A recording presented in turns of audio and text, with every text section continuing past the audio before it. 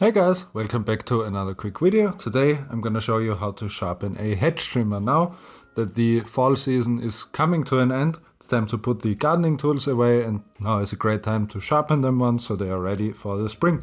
For this I'm gonna use my DMT hones, which should work very nice to get into those bevels, but if you have them you can easily use the Lansky sets. It's just you should use smaller stones.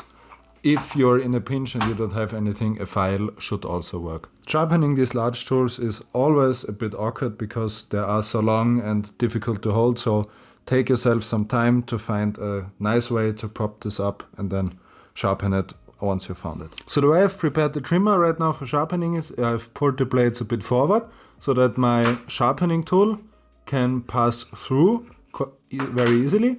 And then I've got a toothpick and I'm sticking the toothpick right in this gap here so that the blades won't back up and close again. That way it should work pretty well for sharpening.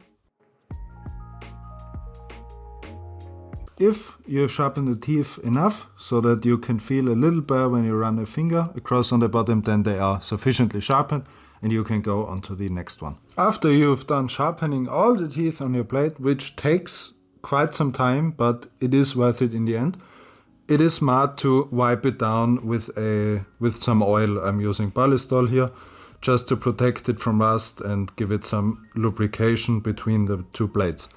Then you are already finished and your hedge trimmer is ready for next year's gardening season. I hope you liked the video, I hope you learned something and it helped you. If you did, then consider subscribing and giving the video a like, and then I will see you on the next one. Bye bye.